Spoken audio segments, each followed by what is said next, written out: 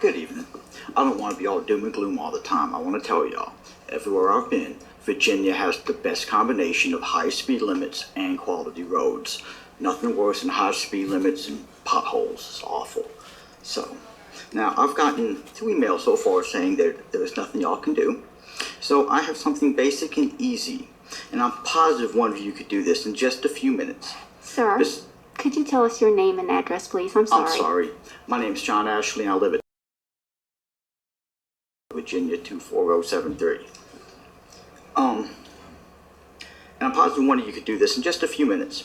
Specifically what I have said about the abduction. If the deception happens to be to a judge that it can't be prosecuted, I have 2 law enforcement agencies on video confirming the deception to the judge. The emails from the sheriff's department.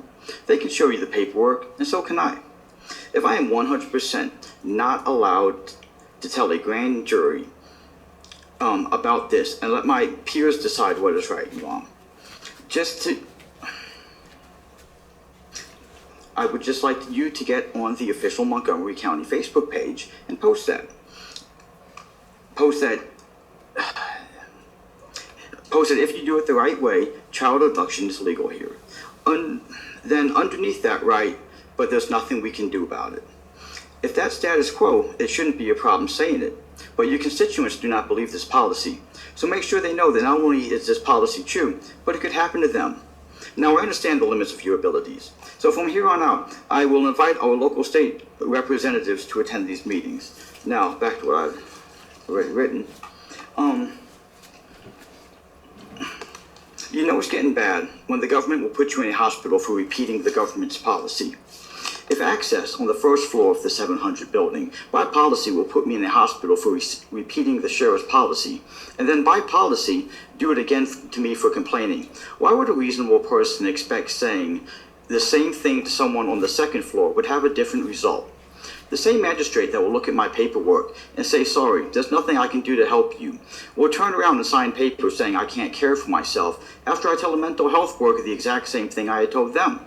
If a mental health worker doesn't know the government's policy, it is fine to call someone who isn't delusional, and definitely never apologize.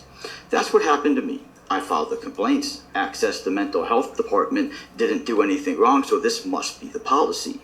What a great policy. I wasn't trying to kill myself before this, but I began after, though. It started small, taking handfuls of sleeping pills to see if I would wake up. Augustine, I can't say his last name, but it's spelled Kposowa, is a professor of sociology at the University of California. He did a study between suicide rates of men and women, with the subcategories of married, separated, and divorced. He found that separated men were 2.4 times as likely to commit suicide as a single man.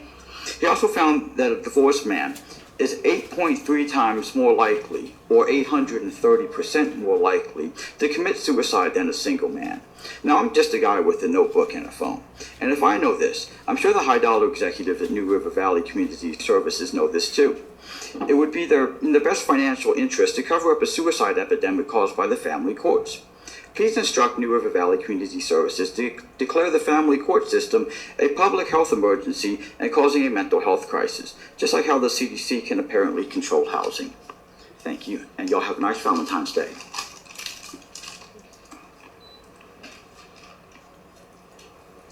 Is there anyone else?